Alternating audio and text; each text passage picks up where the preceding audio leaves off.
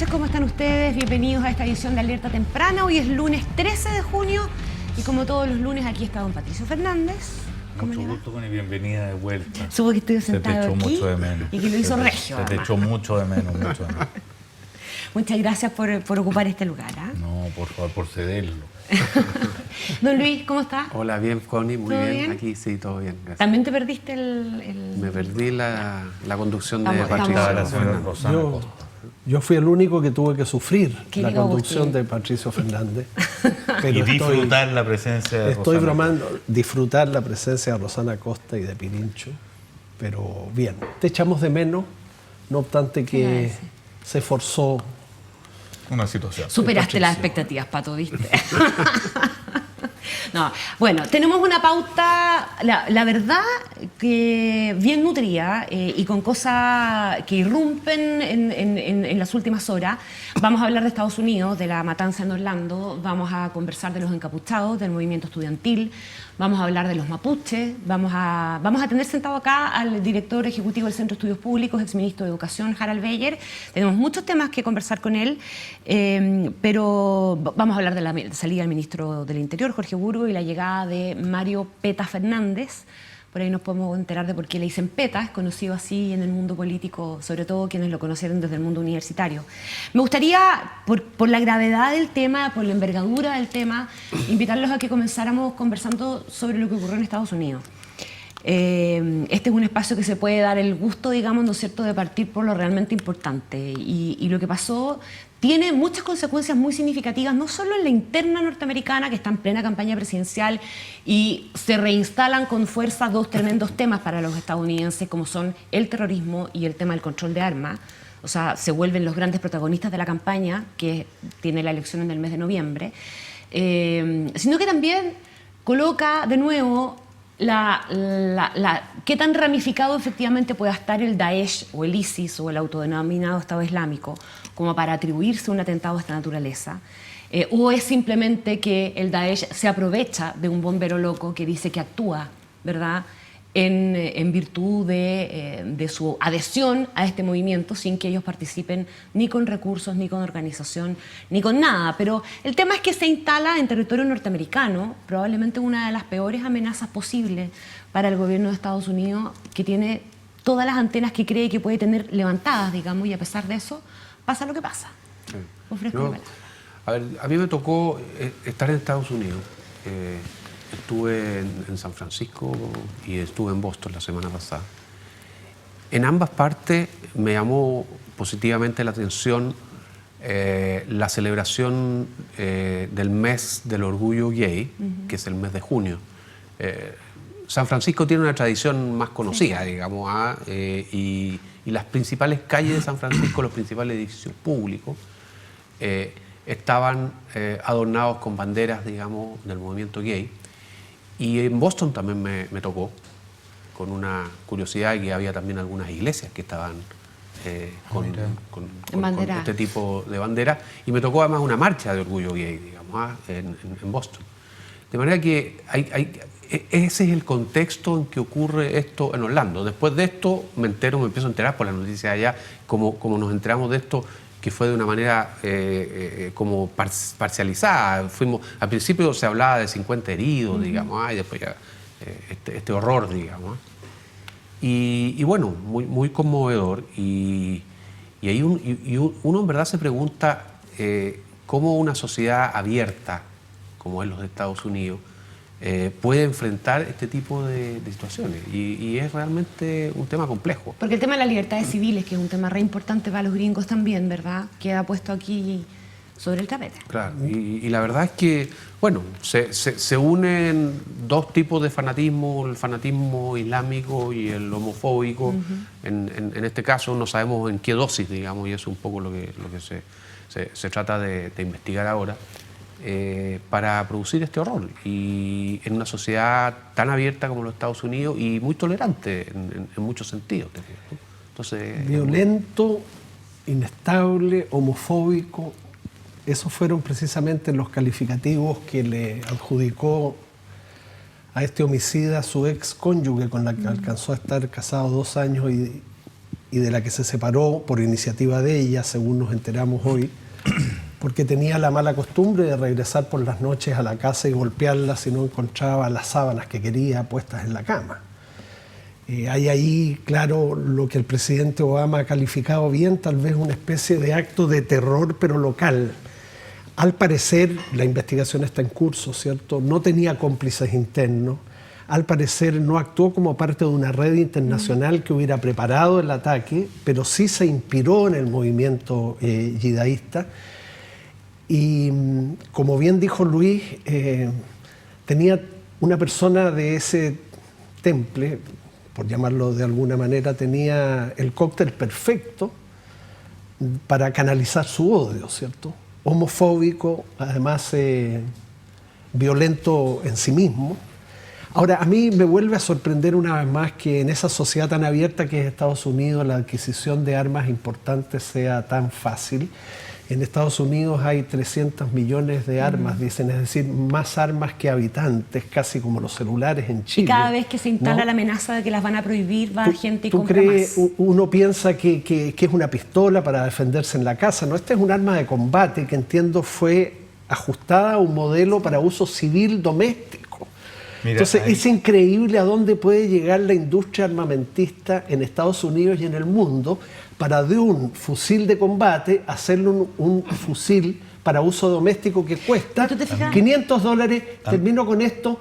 35.000 pesos chilenos le costó a este joven la adquisición de esa arma. Entre 500 y 2.000. Bien. Ese es el rango de precio. Pero mira, 35, 40.000 pesos. Entonces, ojalá que en Estados Unidos, todos sabemos que culturalmente el tema del porte de armas en Estados Unidos es muy fuerte, pero en algún momento esa sociedad tendrá que cambiar culturalmente. Bueno, Obama ha hecho intentos por cambiarlo. Y persuadirse, pero yo creo que los intereses hay norteamericanos que no se pueden subir a un avión, pero sí pueden comprar armas. Claro, ¿y financiarán campañas políticas las industrias armamentistas? Me pregunto, porque eso puede explicar la lenidad, la pasividad del Congreso norteamericano para permitir una situación como esta. Pero ojo, perdón, Pato, un detalle.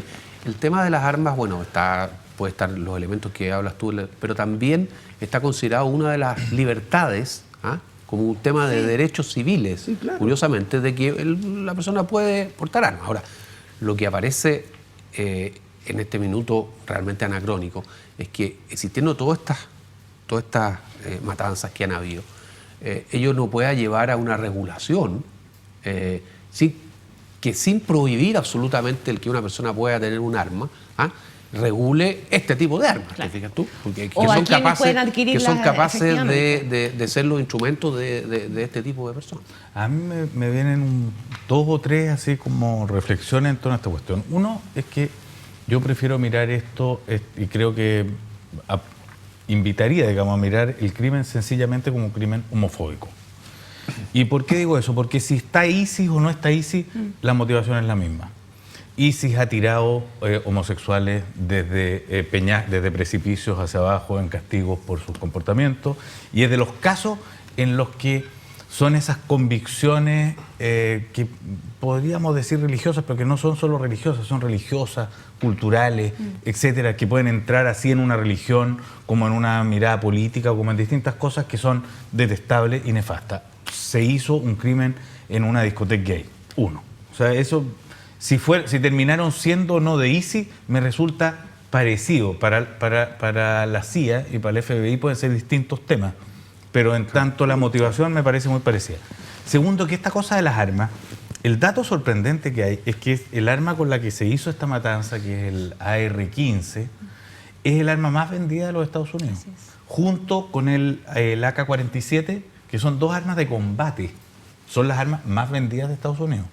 El momento en que se disparó la venta de esta arma, el AR-15, fue el año 2012, cuando hubo una matanza en Connecticut, y se pensó que iba a ser prohibida, claro. Y como iba a ser prohibida, la gente se apuró en comprarla, así como, por ejemplo, hay cubanos que hoy día se están apurando en salir de la isla para para aprovechar la ley de pies secos, pies mojados, antes de que las conversaciones evolucionen y se termine este privilegio para los que se van. O sea, es una locura. Estamos hablando de un arma que es un arma completamente de combate. ¿No?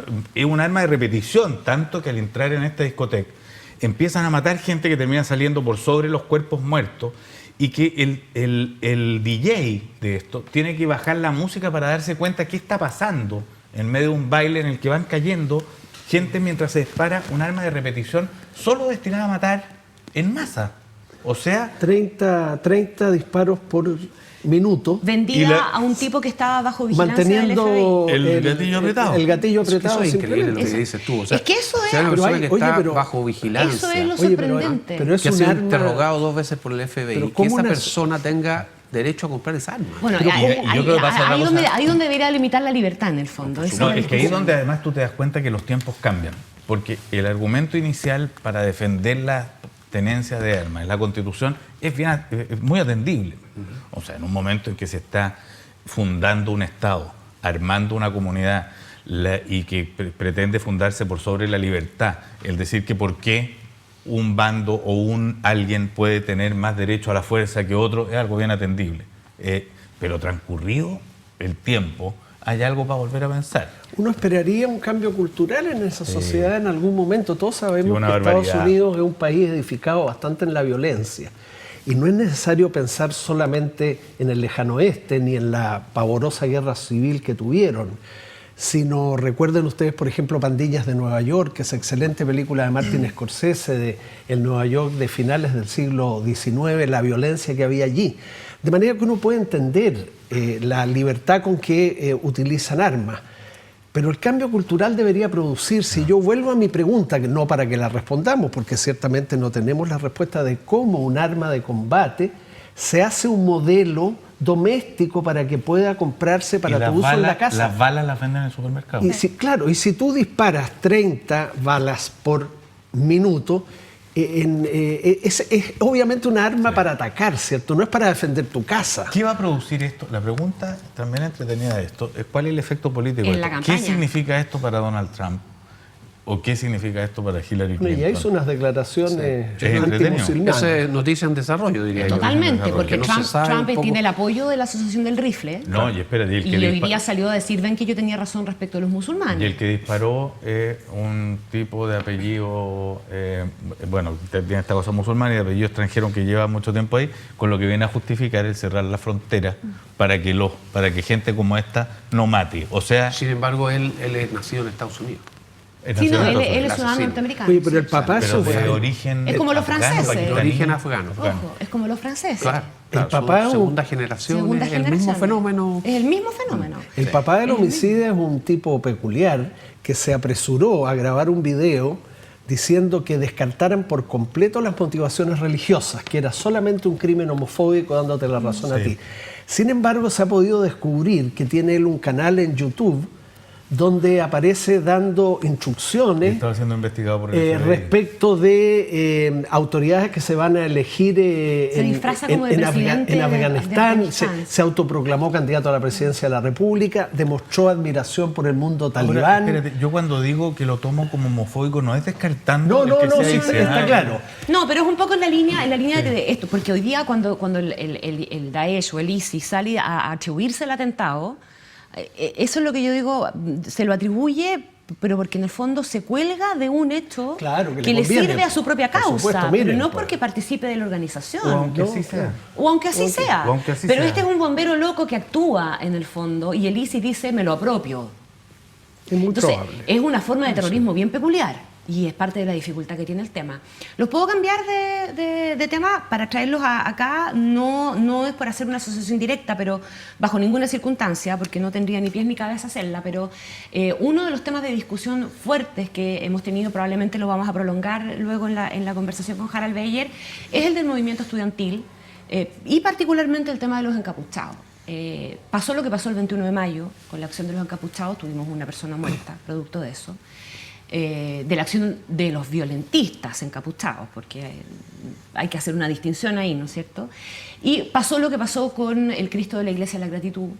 Y hoy día, no por acción de encapuchados, sino que por quienes participaban de la toma, tuvimos también el desastre de destrucción y destrozo en el INBA, en el Instituto Nacional Barros Arana, que ya había sido reconstruido en su momento. Entonces, el tema de la violencia asociada